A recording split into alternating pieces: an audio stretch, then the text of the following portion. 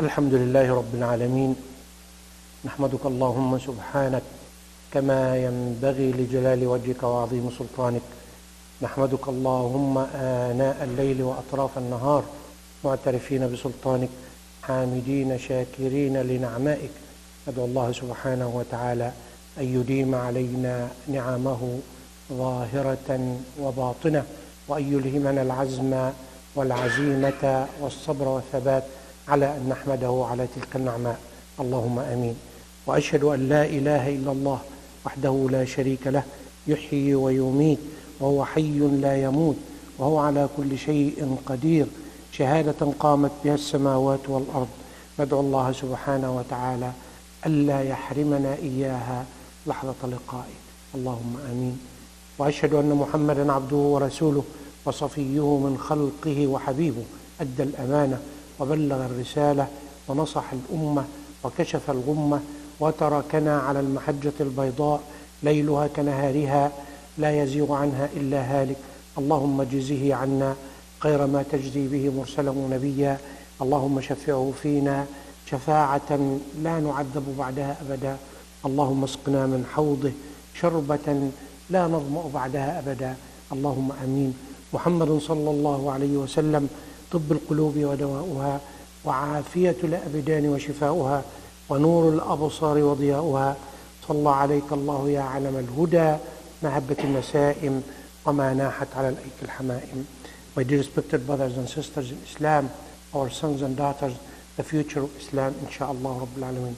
Praise be to Allah subhanahu wa ta'ala, God Almighty, the cherisher and the sustainer of the whole universe, most gracious and most merciful.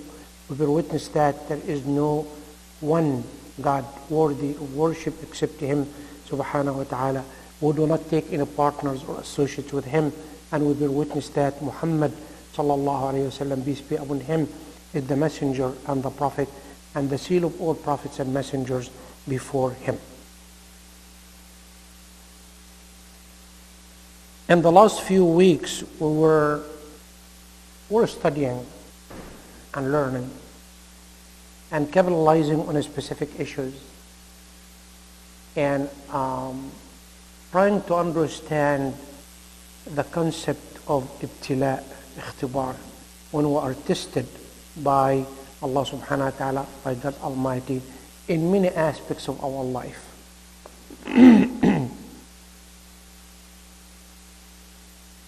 Whether those aspects are sickness, illness, difficult time, hardship, challenges,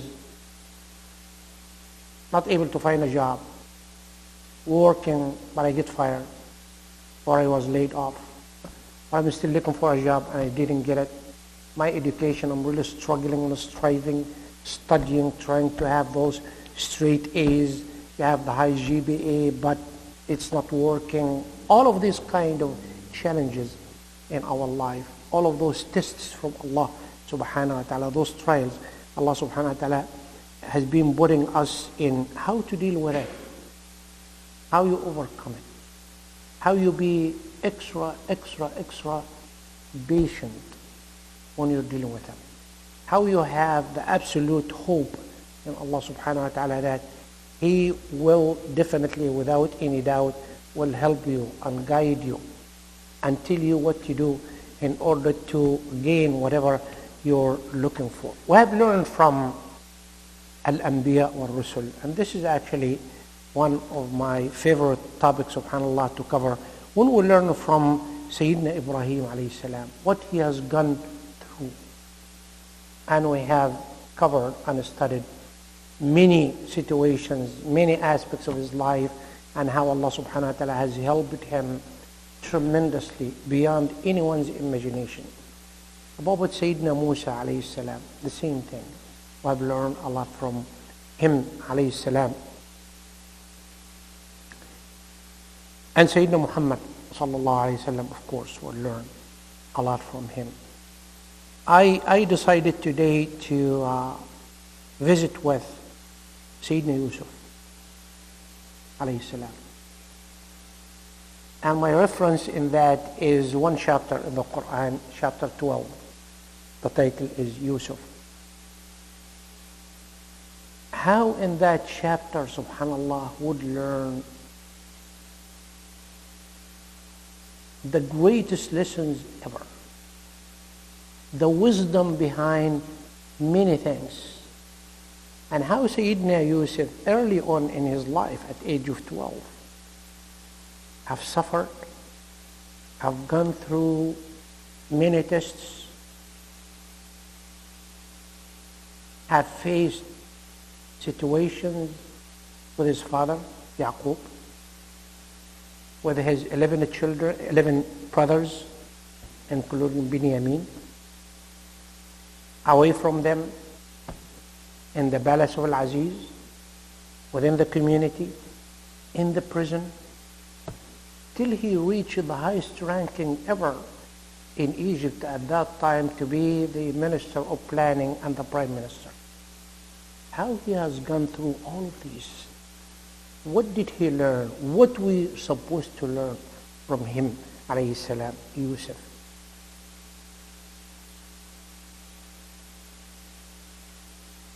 As it was narrated by Khalid ibn Ma'dan, telling us about Surah Yusuf or Surah Maryam, chapter of Yusuf and Mary. مما يتفكه بهما أهل الجنة في الجنة. Inshallah Rabbil Alamin, by the help and grace and mercy of Allah subhanahu wa ta'ala, you'll be in Jannah, you'll be in paradise. You'll like to entertain yourself. You'll like to feel happy. You'll like to learn something. You bring chapter of Yusuf, 12, chapter of Mary, and you study them and you learn them. This is in Jannah. The same thing in dunya here. You can learn a lot from them. Many lessons, many wisdom. Subhanallah. And also when Ibn Ata is saying, لا يسمع سورة يوسف محزون إلا استراح إليها. For anyone who has been in a sad situation and grief, suffering, having some difficulties in his or her time, once you listen to Surah Yusuf, you will feel comfortable. You'll be at ease. You'll feel relaxing. Surah Yusuf. That's why when I decided to study Surah Yusuf with you in order to learn from it as much as we can, as hard as we can, and teach people around us, husband and wife learn together. Parents would teach their children. Children, siblings will learn from it. Because at each and every single stage of Yusuf's life, there is something happening to him as a test from Allah. And it is not an easy test. It is one of the hardest ever for Yusuf alayhi salam, and how Allah subhanahu wa ta'ala has helped him to overcome all of those tests, all of those difficulties, all of those challenges in his life. Allah subhanahu wa ta'ala decided to reveal that chapter, Surah Yusuf, chapter 12, to Muhammad sallallahu alayhi wa sallam, knowing that Prophet Muhammad sallallahu alayhi wa sallam has gone through a lot in his life, early on. Especially when it came to the time when Khadija, his wife, radiallahu anha ardaha, passed away. His wife. The safe haven for him on earth. Sallallahu alayhi wa sallam. Khadija.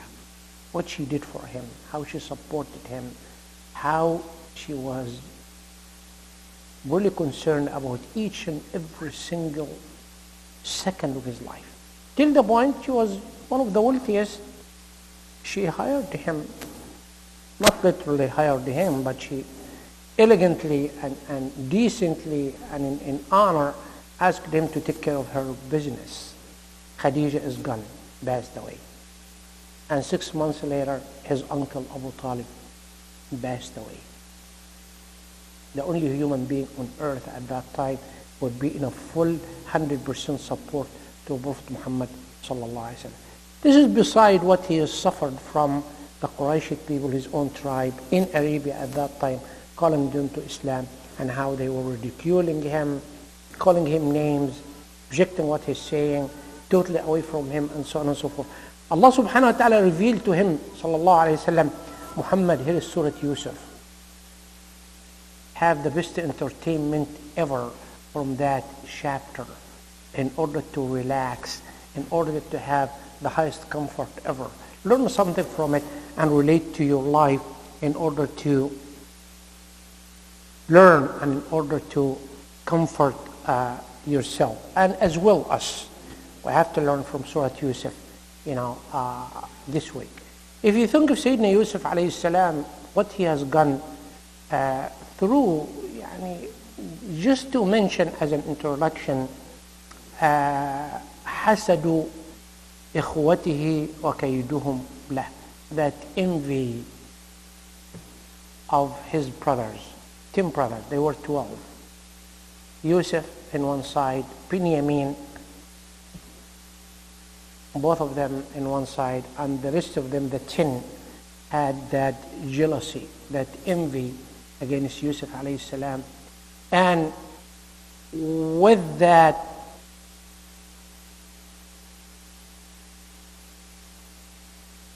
situation they are having, what did they do for him? Mainly to get rid of him. Mainly to get rid of him by any means. We'll come to the details. 1.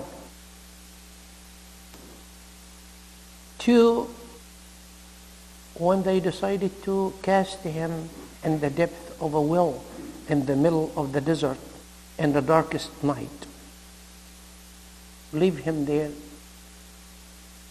and leave. Age of 12, Yusuf alayhi salam. What happened to him? And the third situation, in the palace of Al-Aziz, the ruler of Egypt at that time, when she tried her best to sexually seduce him. Can you imagine? And what happened to him? She is the first lady, okay, and trying to sexually, seduce him with the wife of Al-Aziz. How Allah subhanahu wa ta'ala has helped him to come out of this situation. And then Mihnat al-Sijn, when she decided, the wife of Al-Aziz, along with her husband, to send Yusuf to the prison for something has never done. False accusation, but ending up in the prison there. One of those situations for any human being would be more than enough to kill that person, if not physically, but mentally, psychologically, and emotionally. Do not know what to do, or how I handle it, how I overcome such a situation. We're learning from all of these, because in our life, we have something similar to what happened to Yusuf, or something even beyond what happened to Yusuf, or something, slightly different from what happened to Yusuf. How you overcome this as a Muslim, as a believer, believing in Allah, believing absolutely in His help and His support and His guidance and His mercy to take you out of that test successfully. We're learning. That's why I decided to share it with you today. It would take us a while to cover that chapter 12. When Yusuf alayhi salam went to his father Yaqub, Jacob, telling him that يا أبت إني رأيت أحد عشر كوكبا والشمس والقمر رأيتهم لي ساجدين. He's telling him a dream. He saw that, remember when Yusuf said to his father, "Oh my father, verily I saw in a dream 11 stars and the sun and the moon. I saw all of them prostrating themselves to me." Can you imagine?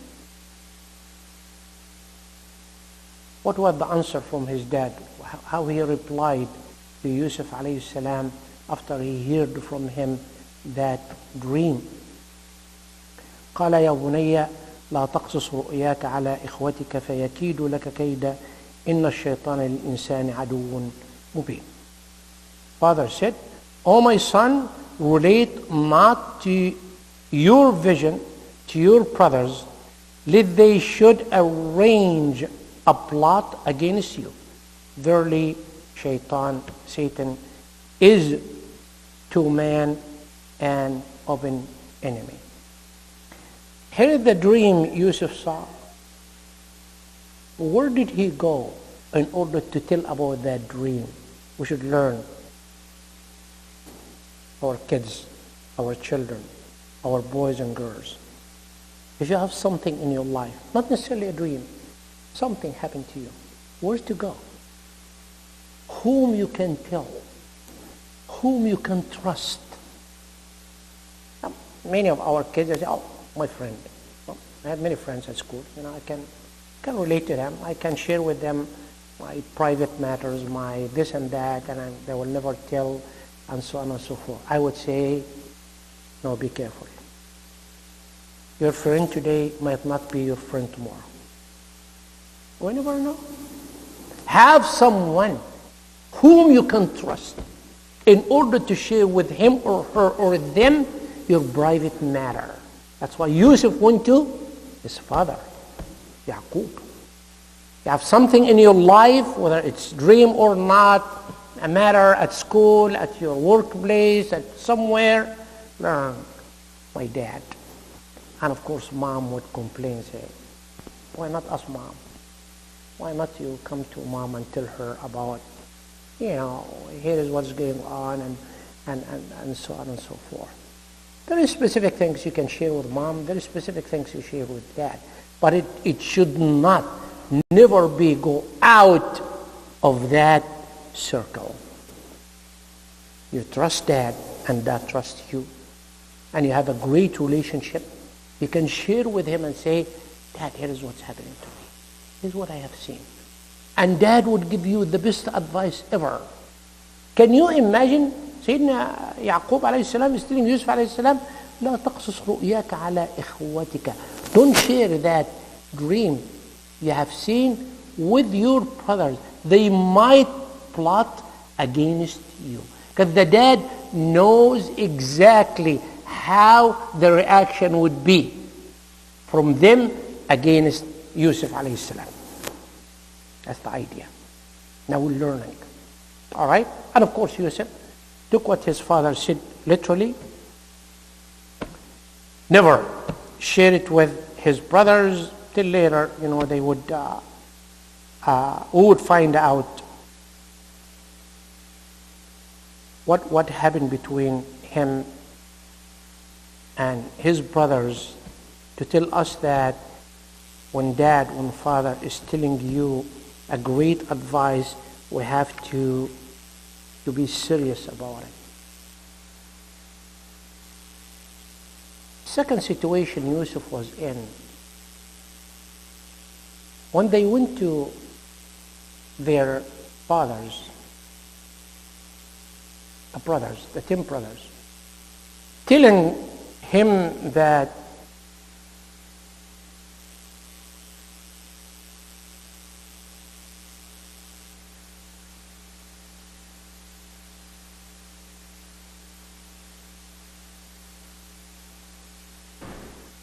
أرسله معنا غدا يرتع ويلعب وإنا له لحافظون. Our father, send Yusuf with us tomorrow to enjoy himself and play, and verily we will take care of him. At the request they have for their father, take Sayyidina Yusuf away from him. But if you look at the previous ayat in the chapter there, they are thinking about Yusuf in a very negative way, the jealousy. They are jealous. The envy. What did they say about Yusuf? That drove them to go to Yaqub the father to ask him to go and play with them. إذ قالوا ليوسف وأخوه أحب إلى أبينا منا ونحن عصبة إن أبانا لفي ضلال مبين. We'll give you the reasons why they are plotting against Yusuf, why they are planning something bad to happen to Yusuf alayhi salam. When they said, truly Yusuf and his brother Benjamin are dearer to our father than we, while we are a strong group, really our father is in a plain error. You see now, when they have an estimate and a view of their relationship with their father, comparing to Yusuf's relationship with his father and Binyamin, the other son, relationship with Yaqub. By the way, why Yusuf and Binyamin were on one side and the 10 of them on another side? Yusuf and Binyamin are from the same mom, the same mother, same wife of Sayyidina Yaqub, while the 10 of them coming from some other wives. All right? So that's why throughout his life you'll find Yusuf and Binyamin in one side and the rest of them on the other side. But look at the way they are thinking about their brother. He is most beloved to our dad. He does have a higher degree in relationship with him. And we believe that our father is in plain error. Can you imagine you as a son and you have an evaluation, an assessment to your dad saying, my dad is not thinking right. He's in error. He do not know what to do. He is, and you keep going on and on and on and on. Be careful, our children, our boys and girls, when you relate to your father. Sometimes you'll be telling a falsehood. Sometimes you'll be telling a lie, big lie. Sometimes you'd have a misconception about your dad. Be careful. Be careful. Extra careful. Because from that point, that feeling they had against Yusuf and Binyamin, it led them to do something criminal, I should say, to commit crimes. If they came to the law, they would be persecuted. And we'll see what they did to Yusuf alayhi salam. And here we're talking about brothers. We're not talking about friends. We're not talking about relatives. We're not talking about uncles or aunties or nephews. No, we're talking about brothers. How is your relationship with your brothers and sisters? View it in the light of the relationship of Yusuf bin Yamin to his brothers. And once they had that feeling against Yusuf alayhi salam, they came up with the idea. SubhanAllah Rabbil Alamin. You will be shocked. You will be surprised. اقتلوا يوسف. Kill him.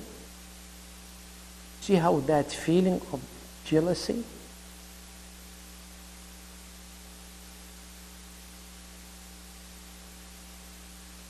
would lead someone to commit a crime, and against whom?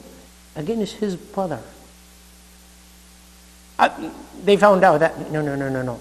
And killing would be something too much. أو طرحوه أرضا.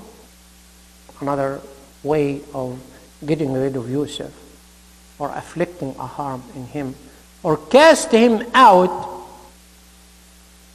to some other land. Take him away from his father. Get rid of him. Don't relate to him anymore.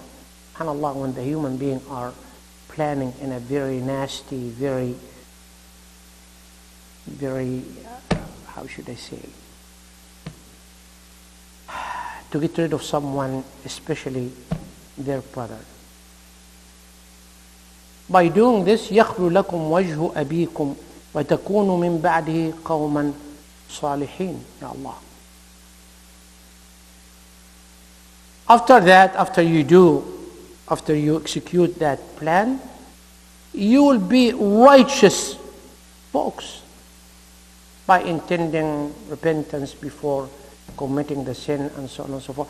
In their estimate, in their way, in their understanding, by doing so to Yusuf, they be among the righteous people. Can you see how sometimes we justify criminal acts to ourselves, and what would be the outcome for us? This actually would tell me that go ahead for it, You'll be among the righteous people. What you do is not wrong, is not criminal, is not.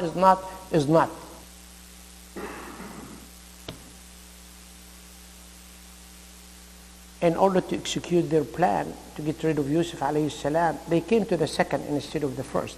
Not to kill, but to cast him in a land away from his father Yaqub and see what would happen to him. قالوا يا أبانا ما لك لا تأمنا على يوسف وإنا له لناصحون. Just telling their father, they said, our father, why do you not trust us with Yusuf, though we are indeed his well-wishers? Big lie. In order to justify what I'm planning to do, in order to tell him and to convince him, let Yusuf come to us, tell as much lie as you can. And this is happening, not only with individuals, not only with brothers, not only within members of community, but even nations. Have the justification of anything you do. Have a big lie. Convince people around, be very persuasive in order to justify to yourself how much of criminal acts you be indulged in. Some of the human nature. Have to be careful. We have to be careful. أرسله معنا يرتع ويلعب وإنا له لحافظون. Here is the plan. Here's what we're asking you, our Father. Send him with us tomorrow to enjoy himself and play, and verily we will take care of him. Promise you. Play, have fun, and we'll be taking care of him. Big lie. But they are saying, never be consistent to what they had in mind. Think of your relationship with people around you. Think of what you're telling them. Think of what you're saying. Think of what you're promising. Think of what you're sharing with them. Is it the truth or you're telling lie? Allah muttali'un wa shahid. You think you're telling lie and Allah does not know about it? Allah will know about it. And people will know about it. But you just imagine, I'm the right person. I'm telling the truth. I'm telling the truth. Sayyidina Yaqub give an answer to them. They still his kids, his children. قال إني لا يحزنني أن تذهبوا به وأخاف أن يأكله الذئب وأنتم عنه غافلون. Sayyidina Yaqub said to them, truly it is saddened me that you should take him away. I'm going to miss my son. I'll be sad. This is the nature of a father who would see his son go away, and with brothers and with own sons, he did know them. They might do something bad to Yusuf alayhi salam. Yet, fine. Take him with you, have fun, play. But he warned them of something. I fear least a wolf should devour him while you are careless of him. وَأَخَافُ أَن يَأْكُلَهَا الذِّئْبُ وَأَنْتُمْ عَنْهُ غَافِلُونَ. While you're playing, you're careless, you don't care about him, he's playing around, you be away from him, a wolf would come and devour him. See, to the point Sayyidina Yaqub was afraid to happen to Sayyidina Yusuf alayhi salam? That statement Yusuf has given to his children has a tremendous impact in the relationship with Yusuf, because they took it literally from the mouth of Sayyidina Yaqub alayhi salam and did something that to convince their father when they left him back. Oh, father, yes, indeed, what you said was the truth. A wolf has devoured him. He's gone. He's gone. Yani jealousy, animosity, and lying, and a plan, convincing their father. In the back of their mind, there is a plan. We'll get rid of him no matter what, either by killing, if it doesn't work, or do something else. So we'll leave him away. We will get rid of him no matter what. Yusuf is gone. Yet, wallahi, when I'm studying this, I thought about it several times. I say, that Yusuf did not tell them as the recommendation from his father about his dream. And they are doing this. How about if he told them about the dream? What would be the reaction? What else they would be doing to Yusuf alayhi salam? And telling them, yeah, I've seen, sun and moon and stars are, bowing down and prostrating in front of me. This is one of the greatest dreams ever. But he never told, according to the advice he got from his dad, not to share it with them. But I'm asking myself, and I'm really wondering, how about if he told them about that dream? What else they would be doing worse than what they were planning for? I do not know, wallahi. I do not know. This is in the knowledge of Allah subhanahu wa ta'ala. Learn from Yusuf as fathers and mothers. Learn from Yusuf as sons and daughters. Learn from that wonderful story, because you will have some difficulties in your life, some challenges in your life, some tests from Allah subhanahu wa ta'ala. How you deal with it, we'll learn. لازلنا في رحاب المصطفى. البر لا يبلى والذنب لا ينسى والديان لا يموت. كل ابن آدم خطاء وخير الخطائين التوابون والتائب من الذنب كمن لا ذنب له. ادعوا الله وأنتم موقنون بالإجابة. Ask Allah subhanahu wa ta'ala sincerely and seriously to forgive all of you and shower all of you with His mercy, inshallah.